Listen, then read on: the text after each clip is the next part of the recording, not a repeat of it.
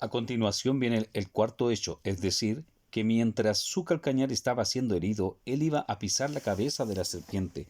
La figura representa al dragón infligiendo una herida en el calcañar de Adalid.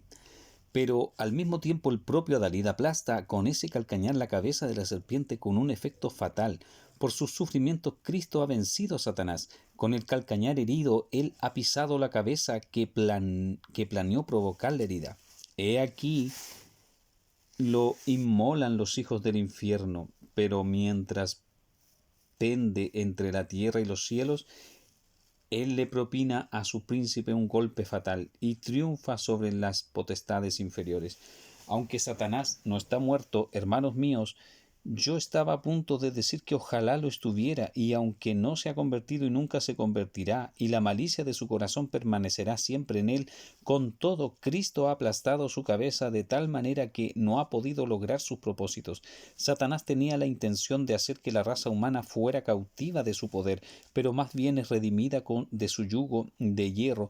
Dios ha liberado a muchos, y el día vendrá cuando Él limpiará la tierra entera del rastro asqueroso de la serpiente, de tal manera que el mundo entero se llenará de las alabanzas de Dios.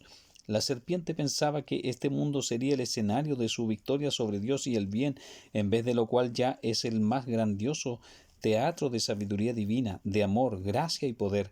Ni el cielo mismo resplandece tanto con misericordia como la tierra, pues es aquí que el Salvador derramó su sangre, cosa que no puede decirse de los atrios del paraíso en lo alto. Además, sin duda pensó que al conducir a nuestra raza al descarrío y acarrearle la muerte, había entorpecido eficazmente la obra del Señor. Se regocijaba porque todos experimentarían el gélido sello de la muerte y porque sus cuerpos se pudrirían en los sepulcros. ¿Acaso no había arruinado la obra de las manos de su grandioso Señor? Dios puede hacer al hombre como una curiosa criatura con venas y vasos sanguíneos entrelazados y con tendones y músculos, y puede poner en su nariz el aliento de vida. Pero, dice Satanás, yo he inyectado un veneno en él que lo hará volver al polvo del que fue tomado. Pero ahora he aquí que nuestro Adalid, cuyo calcañar fue magullado, ha resucitado de los muertos y nos ha dado una garantía que de todos sus seguidores también resucitarán de entre los muertos. Así Satanás es anulado, pues la muerte no retendrá ningún hueso, y ni siquiera un trozo de hueso de alguno de los que pertenecen a la simiente de la mujer. Al sonido de la trompeta del arcángel se levantarán desde la tierra y desde el mar, y este será su grito: ¿Dónde está, oh muerte, tu aguijón? ¿Dónde, oh sepulcro, tu victoria? En 1 Corintios capítulo 15, versículo 55 vemos estas palabras. Sabiendo esto, Satanás siente ya que por la resurrección su cabeza está aplastada. Gloria sea dada al Cristo de Dios por esto. En multitudes de otras formas el demonio ha sido vencido por nuestro Señor Jesús, y así lo será siempre hasta que sea arrojado al lago de fuego. Nuestra experiencia. Veamos ahora nuestra experiencia que concuerda con estos hechos. Hermanos y hermanas, todos los que hemos sido salvados, éramos por naturaleza hijos de ira, lo mismo que los demás, prescindiendo de cuán piadosos hayan sido nuestros padres, el primer nacimiento que nos trajo ninguna vida espiritual, pues la promesa no es para los que son engendrados de sangre, ni de voluntad de carne, ni de voluntad de varón, sino sólo para quienes son engendrados de Dios. Lo que es nacido de la carne, carne es, como dice en San Juan capítulo 3 versículo 6. No puede lograrse que sea otra cosa, sigue siendo lo mismo, y la carne o la mente carnal permanece en la muerte. Los designios de la carne no se sujetan a la ley de Dios, ni tampoco pueden. En Romanos capítulo 8 versículo 7, aquel que nace en este mundo solo una vez y no sabe nada del nuevo nacimiento, debe ubicarse en medio de la simiente de la serpiente, pues únicamente por la regeneración podemos reconocernos como la simiente verdadera. ¿Cómo trata Dios con nosotros que somos sus llamados y sus escogidos? Él tiene la intención de salvarnos. ¿Y cómo obra para ese fin? Lo primero que hace es que viene a nosotros en misericordia y pone enemistad entre nosotros y la serpiente. Esa es la primerísima obra de gracia. Una vez hubo paz entre nosotros y Satanás, cuando él tentó, nosotros cedimos. Creímos todo lo que nos enseñó, éramos sus esclavos voluntarios, pero hermanos míos, tal vez ustedes puedan recordar cuando antes que nada comenzaron a sentirse inquietos e insatisfechos, los placeres del mundo no les agradaban más, parecía que se había exprimido todo el jugo de la manzana y ya no les quedaba nada sino la semilla que no podían comer del todo. Luego de pronto percibieron que estaban viviendo en pecado y se sintieron infelices al respecto, y aunque aún no se podían deshacer del pecado, ustedes lo odiaban y se lamentaban y lloraban y gemían. En lo más profundo de sus corazones ya no permanecían del lado del mal, pues comenzaron a dar voces diciendo: miserable de mí, ¿quién me librará de este cuerpo de muerte? Romanos capítulo 7, versículo 24. En el pacto de gracia ustedes ya habían sido ordenados desde la antigüedad para ser la simiente de la mujer, y ahora el decreto comenzó a descubrirse en la vida que les fue otorgada y que obraba en ustedes. El Señor, en infinita misericordia, dejó caer la vida divina en sus almas. Ustedes no lo sabían, pero ahí estaba, una chispa del fuego celestial, la simiente viva, incorruptible, que permanece para siempre. Comenzaron a odiar el pecado y gemían bajo su peso como bajo un amargo yugo. Les pesaba más y más, no podían soportarlo, odiaban su simple pensamiento. Así les sucedía. ¿Les sucede así ahora? ¿Hay todavía enemistad entre ustedes y la serpiente? Ciertamente ustedes son cada vez más los jurados enemigos del mal y están dispuestos a reconocerlo. Entonces llegó el Adalid, es decir, Cristo en vosotros, la esperanza de gloria. Colosenses capítulo 1, versículo 27. Oyeron acerca de él y entendieron la verdad con respecto a él, y parecía algo maravilloso que él fuera un sustituto y ocupara el lugar y la posición de ustedes, y llevara su pecado y toda su maldición y su castigo, y que él diera su justicia, sí, su propia persona, para que ustedes fueran salvados. Entonces vieron cómo podía ser vencido el pecado, ¿no es cierto? Tan pronto como su corazón comprendió a Cristo, entonces vieron que lo que era imposible para la ley, por cuanto era débil por la carne, Cristo era capaz de lograrlo, y que el poder del pecado y de Satanás, bajo el cual habían estado esclavizados y que ahora aborrecían, podía ser quebrantado y destruido, y lo sería porque Cristo vino al mundo para vencerlo. A continuación, ¿recuerdas cómo fuiste conducido a ver el calcañar herido de Cristo y a quedarte asombrado y a observar lo que había obrado en él la enemistad de la serpiente? ¿No comenzaste a sentir tú mismo el calcañar herido? ¿No te atormentaba el pecado? ¿Acaso su simple pensamiento no te vejaba? ¿Acaso tu propio corazón no se volvió una plaga para ti? ¿No comenzó a tentarte Satanás? ¿No te inyectó pensamientos blasfemos y no te incitaba a tomar medidas desesperadas? ¿No te enseñó a dudar de la existencia de Dios y de la misericordia de Dios y de la posibilidad de tu salvación, y así sucesivamente? De esa manera roía tu calcañar. Todavía practica sus viejas mañas. Con un gozo malicioso él aflige a quien no puede devorar. ¿No te comenzaron a molestar tus amigos mundanos?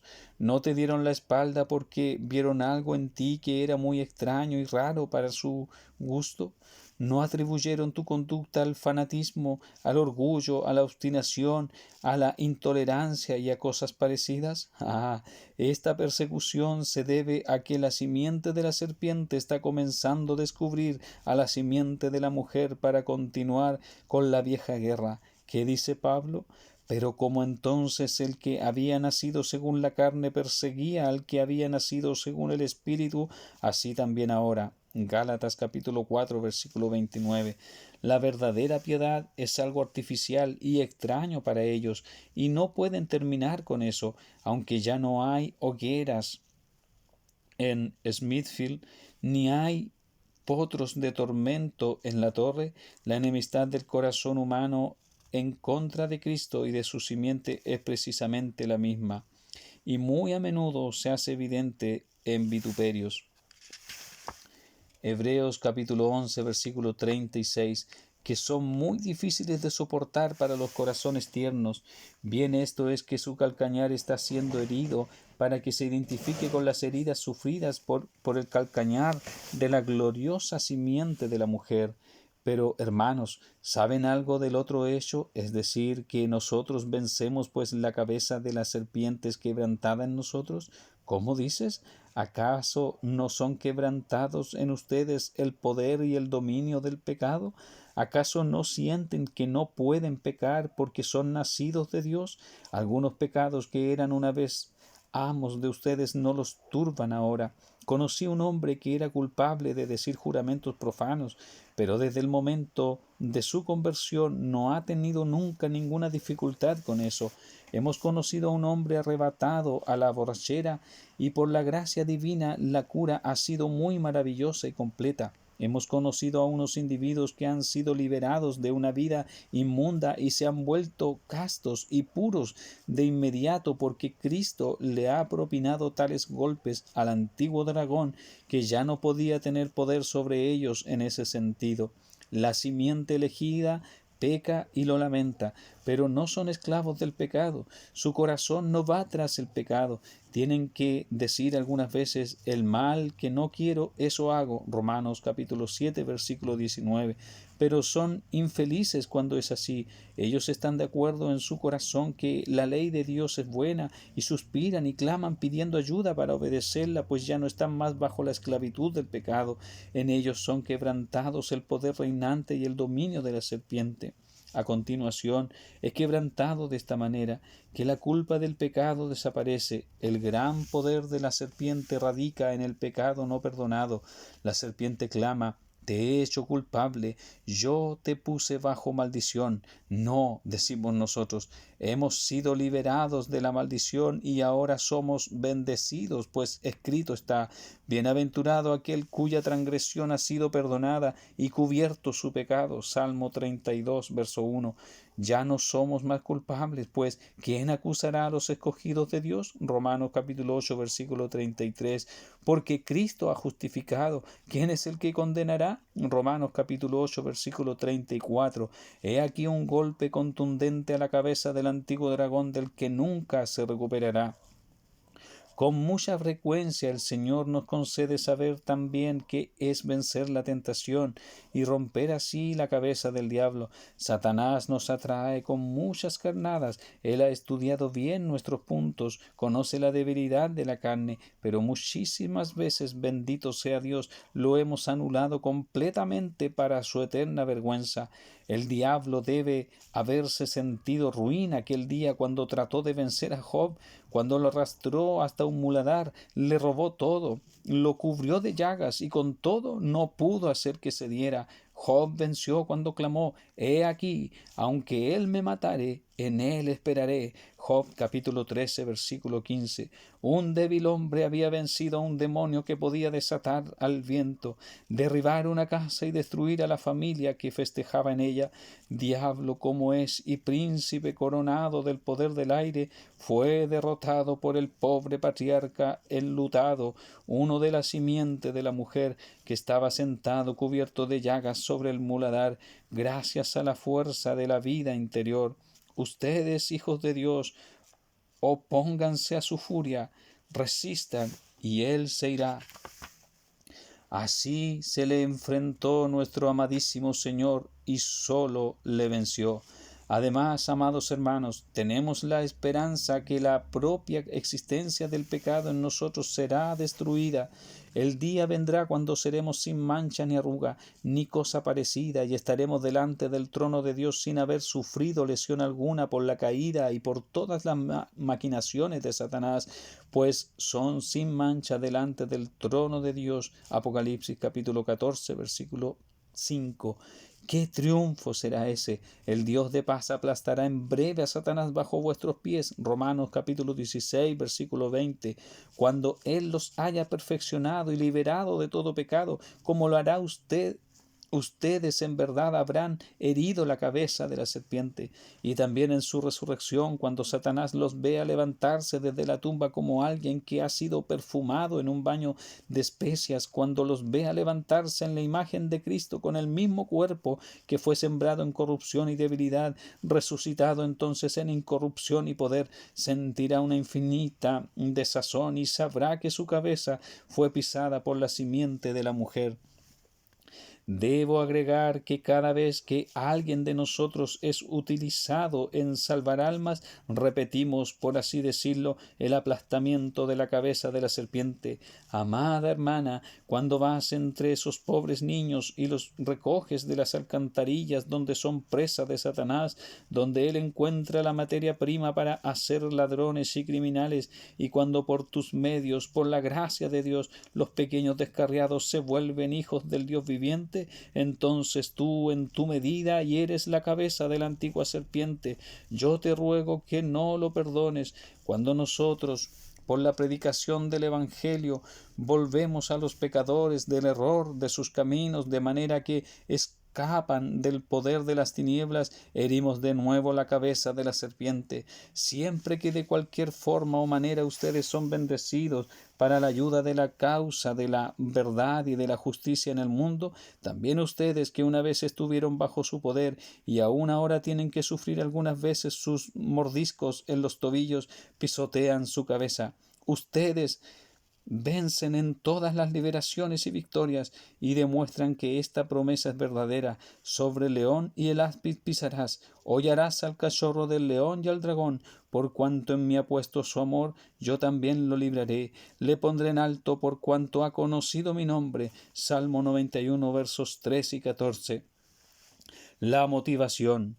Hablemos un momento sobre la motivación que nuestro texto y el contexto nos proporcionan, pues me parece que abunda. Hermanos, yo quiero que ejerciten la fe en la promesa y que sean consolados. Evidentemente el texto animó mucho a Adán. No creo que le hayamos dado suficiente importancia a la conducta de Adán después de que el Señor le hubo hablado. Noten la sencilla pero concluyente prueba que dio de su fe.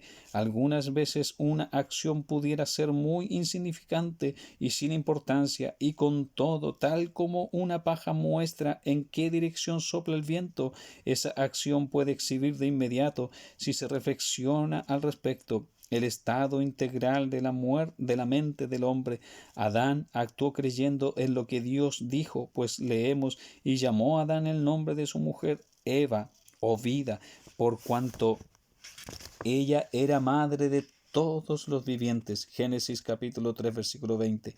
Ella no era de ninguna manera una madre en ese momento, pero como la vida vendría por medio de ella en virtud de la simiente prometida, Adán afirma su plena convicción en la verdad de la promesa, aunque en aquel momento la mujer no hubiera dado a luz a ningún hijo. Allí estaba Adán, recién salido de la imponente presencia de Dios. ¿Qué más podía decir? Pudo haber dicho con el profeta: mi carne se ha estremecido por temor de ti. Salmo 119, verso 120. Pero aún entonces se vuelve hacia su culpable compañera al tiempo que ella está temblando allí también, y la llama Eva, madre de la vida por venir. El padre Adán habló grandilocuentemente. Eso lo hace elevarse en nuestra estimación. Si hubiese sido dejado a sí mismo, habría murmurado o al menos se habría desesperado, pero no, su fe en la nueva promesa le dio esperanza. No pronunció ni una sola palabra de queja contra la condenación de arar con trabajo la tierra ingrata, ni de parte de Eva hubo una sola palabra de queja sobre las aflicciones que acompañarían a la condición de madre. Cada uno de ellos acepta la bien merecida sentencia, lo cual denota la perfección de su resignación. Su única palabra está llena de sencilla fe. No había ningún hijo en quien fijar sus esperanzas, y la verdadera simiente no nacería sino hasta después de muchas edades. Con todo, Eva ha de ser la madre de todo ser viviente, y así la llama. Hermano mío, ejercita una fe semejante en la más amplia revelación que Dios te ha dado y siempre extrae el mayor consuelo de ella. Siempre que recibas una promesa de Dios, asegúrate de extraer lo más que puedas de ella. Si implementas esa regla, será maravilloso el consuelo que obtendrás. Algunas personas proceden sobre el principio de obtener lo mínimo posible de la palabra de Dios. Yo creo que un plan de ese tipo es una manera apropiada con respecto a un hombre de palabra, entenderla siempre al mínimo, porque eso es lo que quiere decir. Pero la palabra de Dios ha de ser entendida al máximo, pues Él hará abundantemente por encima de lo que pides o incluso de lo que piensas. Noten a manera de aliciente adicional que podemos considerar nuestra recepción de la justicia de Cristo como un anticipo de la victoria final sobre el demonio. El versículo 21 dice: Y Jehová Dios hizo al hombre y a su mujer túnicas de pieles y los vistió. Fue un acto de amor divino muy condescendiente, considerando e instructivo. Dios oyó lo que Adán le dijo a su mujer y vio que era un creyente, y entonces viene y le da el tipo de la perfecta justicia que es la porción del creyente. Le cubrió con un traje duradero, no más hojas de higuera que eran una simple burla, sino un traje bien adecuado que había sido obtenido por medio de la muerte de una víctima. El Señor trae eso y se lo pone a Adán, y Adán ya no podía decir más: estoy desnudo. ¿Cómo podía estarlo si Dios lo había vestido? Ahora, amados, de la promesa que nos es dada concerniente a la victoria de nuestro Señor sobre el demonio, tenemos este artículo específico y regocijémonos en él, pues Cristo nos ha liberado del poder de la serpiente que abrió nuestros ojos y nos dijo que estábamos desnudos, cubriéndonos desde la cabeza a los pies con una justicia que nos adorna y que nos protege, de manera que nuestro corazón está tranquilo y somos hermosos a los ojos de Dios y ya no estamos avergonzados. A continuación, a modo de estímulo en la prosecución de la vida cristiana, yo les diría a los jóvenes que esperen ser asediados. Si han tenido problemas de ser cristianos, han de ser estimulados por ello. No lo lamenten ni lo teman del todo, antes bien regocíjense en ese día y den saltos de gozo, pues esta es la señal constante del pacto. Hay todavía enemistad entre la simiente de la mujer y la simiente de la serpiente, y si no experimentan nada de eso, podrían comenzar a temer que estaban del lado equivocado. Ahora que se duelen bajo la mueca del sarcasmo y de la opresión, regocíjense y triunfen, pues ahora participan con la gloriosa simiente de la mujer en pisotear el calcañar de la serpiente. De esto proviene un estímulo adicional. Tu sufrimiento como cristiano no recae sobre ti por culpa tuya. Tú eres un compañero de la gran simiente de la mujer. Tú eres un aliado de Cristo. No debes pensar que el diablo se preocupa mucho por ti. La batalla en ti es en contra de Cristo. Vamos, si no estuvieras en Cristo, el demonio no te molestaría nunca. Cuando estabas sin Cristo en el mundo podías pecar como quisieras, pero tus parientes y tus compañeros de trabajo no se habrían molestado para nada contigo y más bien se habrían unido a ti en el pecado. Pero ahora la simiente de la serpiente te odia en Cristo. Esto exalta los sufrimientos de la persecución a una posición muy por encima de todas las aflicciones comunes. Me enteré de una mujer que fue condenada a muerte en los días marianos y antes de que llegara el momento de ser quemada, le nació un niño y ella gritaba en su aflicción. Un maligno adversario que estaba junto a ella le preguntó: ¿cómo podrías morir por tu religión si haces ahora tanto escándalo?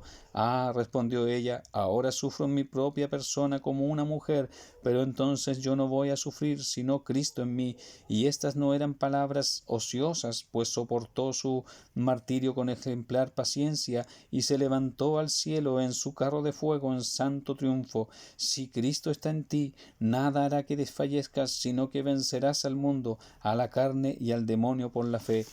Por último, Resistamos siempre el demonio con esta creencia que le ha sido aplastada la cabeza. Estoy inclinado a pensar que la manera que tenía Lutero de reírse del demonio era muy buena, ya que es digno de vergüenza y de desprecio sempiterno.